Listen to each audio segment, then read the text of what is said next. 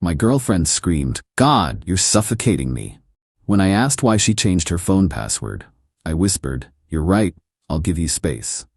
The space I gave her was so permanent that she had to explain to her parents why she was moving back home at 28.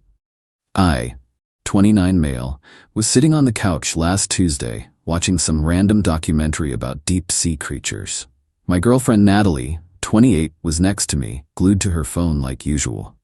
We'd been together for 3 years, living together for the last 18 months in my condo. Something felt off lately. Little things. She'd angle her phone away when texting, leave the room to take calls. The usual red flags you read about but convince yourself mean nothing. "Hey babe, can you check if that Thai place is still open?" I asked, reaching for her phone since mine was charging in the bedroom.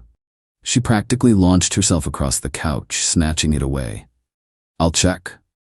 That's when I noticed. The lock screen didn't respond to my fingerprint anymore. "Did you change your password?" Casual tone. No accusation. What happened next still plays in my head like a bad movie. She exploded. Face red, voice hitting octaves I'd never heard. "God, you're suffocating me. Why do you need access to my phone? Can't I have any privacy? You're so controlling." I just sat there, stunned. In 3 years, I'd never once gone through her phone. We just had each other's passwords for convenience, checking directions while the other drove, changing music, ordering food. Normal couple stuff. I asked a simple question, "Nat, this is exactly what I mean. Questions, questions, questions. I can't breathe in this relationship. You monitor everything I do." Monitor? I work 50-hour weeks in IT support. Half the time I forget to check my own phone. She stormed to the bedroom, slamming the door hard enough to rattle the pictures on the wall. I sat there, documentary still playing. Some fish at the bottom of the ocean surviving crushing pressure. Ironic. 20 minutes later, she emerged with a duffel bag. "I'm going to Jess's. I need space to think." "Okay," I said quietly. "You're right, I'll give you space." She paused at the door, maybe expecting me to beg. I didn't, just turned back to the documentary. The door clicked shut. Here's the thing. The condo is mine. Bought it 2 years before we met. She moved in, never paid rent, just split groceries and utilities. I furnished the place, handled maintenance, covered all major expenses. Not because she couldn't contribute, but because she was saving for her photography business. 3 years of saving, 0 equipment purchased. That night, I did some thinking. Really looked at our relationship without the rose-colored glasses. She'd been staying out late with work friends I'd never met. Her Instagram stories showed bars and clubs on nights she said she was at photography workshops. The password change was just the latest flag in a parade of red flags I'd been ignoring. Wednesday morning, I made some decisions. Update 1. Natalie hadn't come home. A few texts about needing time to process and how I needed to work on my control issues. I responded once, "Take all the time you need." Meanwhile, I got practical. First, I changed the locks. My condo, my right, cost me $300 for a good smart lock system. Named the new lock code Freedom. Petty? Maybe. Satisfying? Absolutely. Second, I texted her, "Your belongings will be in boxes in the lobby storage room. Code is 2024. Please arrange pickup by Sunday." Her response was colorful. 17 messages in rapid succession. Here's a sampling. "WTF? You can't just kick me out. This is my home too. I have rights. You psycho control freak. I was just taking a break. We're not broken up. Answer me. This is illegal eviction." I sent one reply. "You wanted space. I'm respecting that. This is the space you requested." Then I muted her number and got to work. Packing her stuff was enlightening. Designer clothes with tags still on, interesting for someone who cried poverty whenever restaurant bills came. A jewelry box full of pieces I'd never seen her wear, and in her desk drawer, printed emails. From someone named Derek. "Can't wait to see you again, beautiful. Last night was incredible. When are you gonna leave him?" Dating back 2 months, I didn't read more, just added them to the box labeled desk stuff. Thursday, her mom called. "Patricia. Usually sweet lady, but not today. What did you do to my daughter? She's hysterical. You changed the locks. How could you be so cruel?" "Patricia, Natalie said I was suffocating her and needed space. I'm giving her exactly what she asked for." "That's not what she meant, and you know it. She just needed a few days to cool off." Did she tell you she changed her phone password and screamed at me for asking why, or about Derek? Silence. Who's Derek? Ask your daughter. I hung up. Friday morning, 7 a.m., bang bang bang on my door. Open up. I know you're in there. I checked the doorbell camera. Natalie, looking rough. Hair unwashed, same clothes from Tuesday. I spoke through the intercom. Your things are in storage room B12. Code is 2024. Let me in, we need to talk. You wanted space, Natalie. I'm giving you space. This isn't what I meant. Stop being dramatic. I'm not being dramatic. I'm being literal. You said you couldn't breathe in this relationship. Now you have all the air you need. I live here. No, you stayed here, rent-free, while seeing Derek. Dead silence. Then quieter. How did you? Storage room B12, code 224. Please don't come back. She tried everything. Tears, threats, even attempted to guilt me with 3 years. You're throwing away 3 years. I didn't respond again. Eventually she left. But this was just the beginning. Update 2. The entitlement escalation was actually impressive. Like watching a masterclass in audacity. Saturday she recruited her flying monkeys. Her best friend Jess showed up at my building. Couldn't get past the lobby since I'd removed Natalie from the approved visitors list, so she called me. You need to let me up. Nat forgot some important things. Everything was in the storage room. What did I miss? Her grandmother's ring. I almost laughed. Jess, I met Natalie's grandmother. She's alive and wearing all her rings. Try again. Fine. She needs her camera equipment for a job. What camera equipment? In 3 years, she never bought any. Click. Sunday was when things got interesting. I got a text from an unknown number. Hey, this is Derek. Man to man, what you're doing to Natalie is messed up. She just needed some time to figure things out. Be a decent guy and let her come home. The audacity. The guy sleeping with my girlfriend wants me to be decent? I didn't reply. Instead, I did something better. See, Natalie had used my laptop for her photography portfolio website. Still had the login saved. Legally questionable to access it? Maybe. Did I care? Nope. Her portfolio was sparse. 15 photos total, all taken with an iPhone. But the real gold was in the back end. She'd been messaging clients through the site's contact form, except the clients were all Derek. Baby, he's working late again tonight. Come over. Can't wait to move in with you once I get my stuff. He's so boring. You make me feel alive. 3 months of messages. The photography workshops? Code for Derek's apartment. I took screenshots of everything. Not for revenge. For evidence. Because I knew what was coming. Monday morning, I got an email from someone claiming to be Natalie's lawyer, demanding I let her retrieve her belongings and threatening legal action for illegal eviction. I forwarded it to my buddy who's an actual lawyer. His response? LOL. This is from a Gmail account. No lawyer uses Gmail for official correspondence. Also, she was never a tenant. Tell them to pound sand. I replied professionally. As previously communicated, all belongings were made available for retrieval. No landlord-tenant relationship existed. Please do not contact me again. Tuesday brought new tactics. Natalie posted on social media. We'd unfollowed each other, but mutual friends kept me informed. Some people show their true colors when you ask for basic human respect.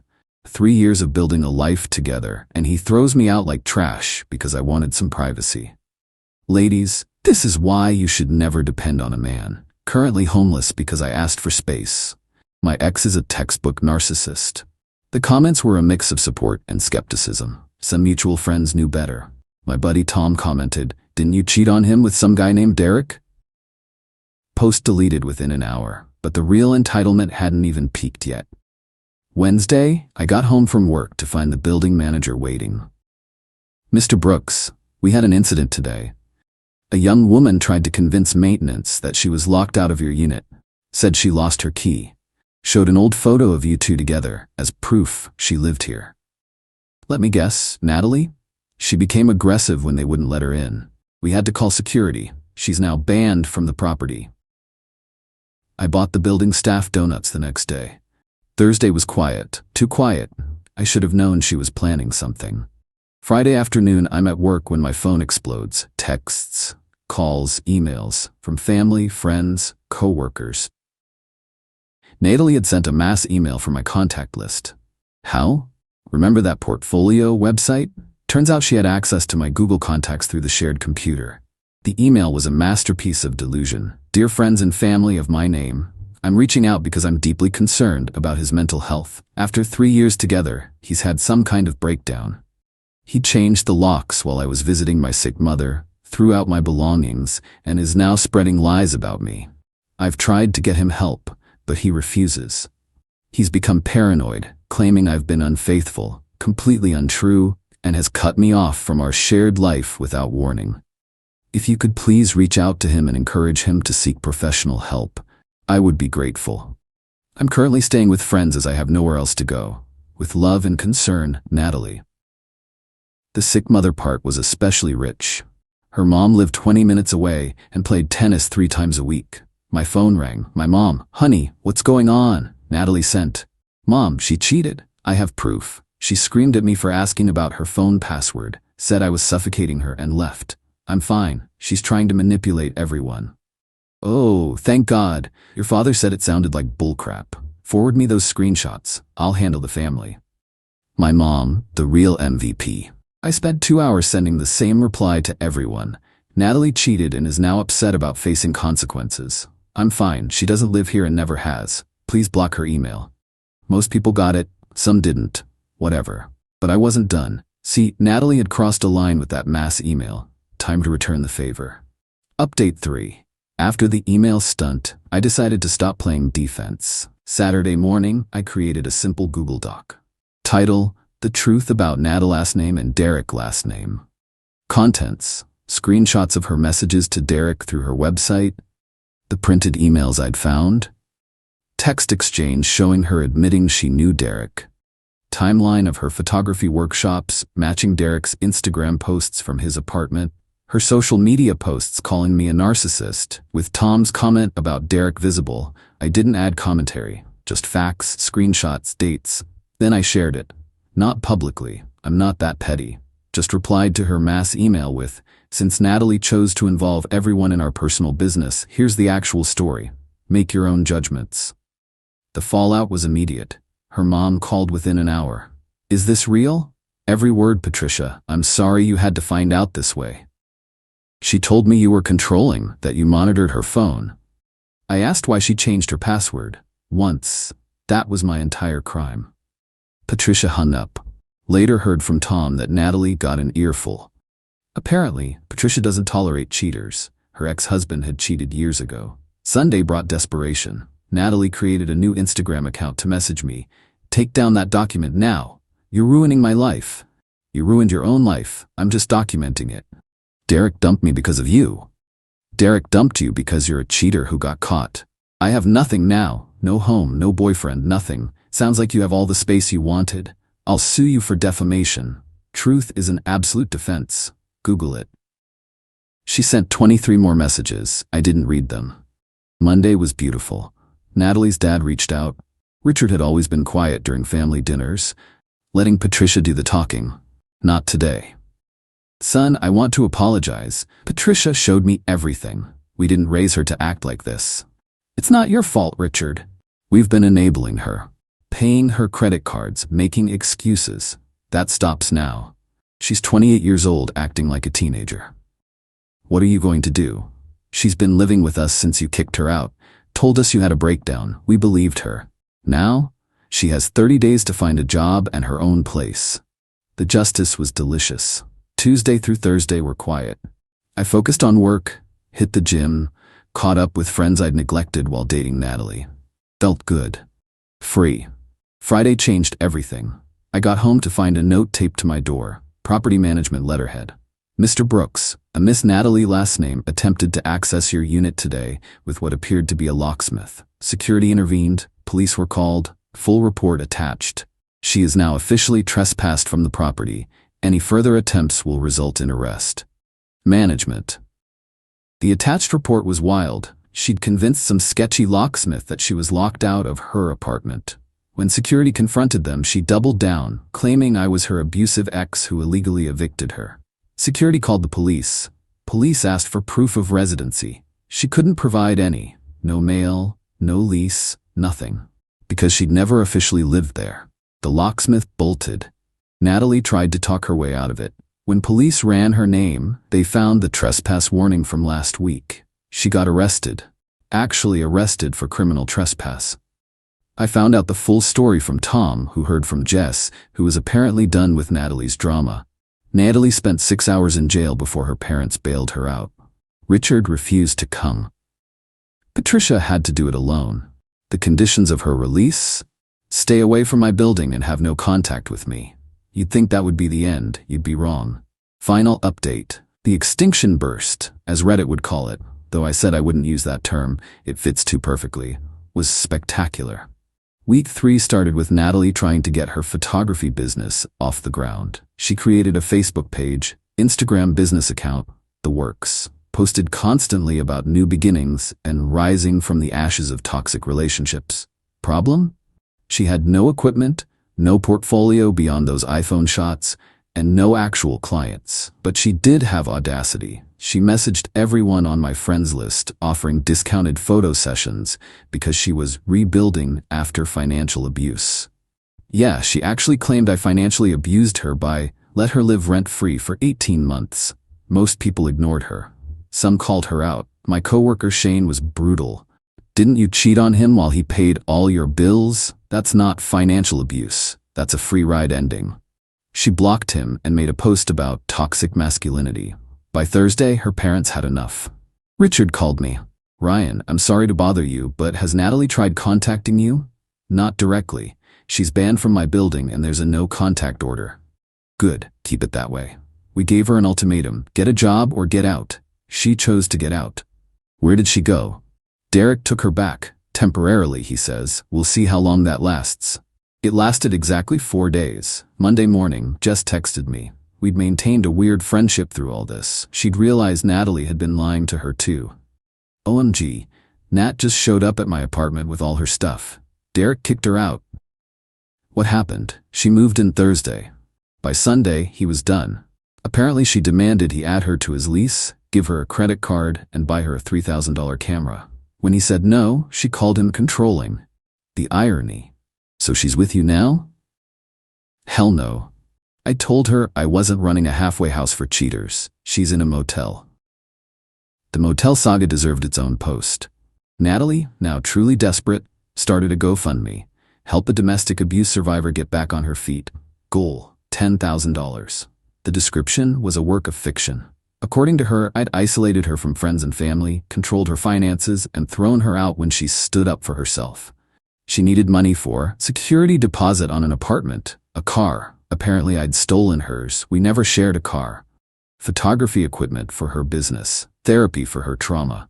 She raised $127. Someone donated $100 with the comment for therapy. You need it. The other $27 came from her aunt who probably didn't read the description. When the GoFundMe flopped, she went nuclear. She created a TikTok. The video? Her crying in her motel room, claiming she was homeless because she asked for privacy in her relationship. It went semi-viral, 50K views, mostly people calling out the obvious lies in her story. Best comment, girl, you're not homeless from asking for privacy. You're homeless from asking for privacy while getting your back blown out by Derek. There's a difference. But the absolute peak entitlement came Wednesday night. My doorbell camera alerted me to movement. 11:47 p.m. There she was, Natalie, standing at my building's entrance, just standing there, staring at the door. Security was already on it, watching from inside. She didn't try to enter, just stood there for 20 minutes. Then she started talking, to the door. I know you can see me on your camera. I just want to talk. I made mistakes, okay? But 3 years, Ryan. 3 years should mean something. You were right, I was seeing Derek. But it didn't mean anything. You were always so stable. So boring. I needed excitement, but I see now that stable is good. I need stable. I'll delete everything. The posts, the GoFundMe, all of it. Just let me come home, please. It's cold out here and I'm tired of motel beds. I know you're listening. You always have those cameras recording. That's why I changed my password. I knew you'd find out about Derek if you saw my texts. But see, I was trying to protect you. I didn't want you to get hurt. The mental gymnastics were Olympic level. Security finally intervened. Ma'am, you need to leave. The police have been called. She ran. Actually ran in heels, stumbling down the street. The next morning, Patricia called. Her voice was tired. She showed up here at 3 a.m. Richard wouldn't let her in. She slept in her car in our driveway. I'm sorry you're dealing with this, Patricia. We enabled this for years, always making excuses, always bailing her out. Did you know she was fired from her last 3 jobs? We didn't tell anyone, just kept giving her money. What are you gonna do? Richard found a program. Like rehab, but for people who need to learn basic life skills. Budgeting, accountability, job training. It's in another state. We're giving her a choice, the program or complete cutoff. Think she'll go? She doesn't have anywhere else left. That was Thursday. Friday, I got one last message through LinkedIn of all places. I'm going away for a while. My parents are making me. I still think you overreacted, but whatever. I hope you're happy now. You won. Enjoy your stupid apartment and your boring life. Natalie. I didn't respond. Didn't need to. She was right about one thing. I won. Not the game she thought we were playing, but my life back. I kept the screenshots and documents, just in case. Changed all my passwords, upgraded my security system, and made sure she was blocked on everything. It's been quiet for 2 weeks now. Blissfully quiet. I come home to my apartment, just mine, no drama, no lies, no suffocation accusations. I can leave my phone anywhere without worry. My bank account is recovering nicely without a freeloader. Tom asked if I regret being so harsh. I told him the truth. My only regret is not seeing the red flags sooner. When someone tells you you're suffocating them for asking a simple question, believe them. Give them all the space they want. Sometimes the best revenge isn't elaborate. It's just stepping back and letting someone face the natural consequences of their choices. Natalie wanted space. She got an entire universe of it. Her parents sent me a Christmas card last week. Inside, Patricia wrote, she's in the program. Actually working. Still blames everyone else but baby steps. Thank you for finally holding her accountable. Maybe she'll grow up before she's 30. Maybe, maybe not. Either way, not my problem anymore. The apartment's never felt bigger.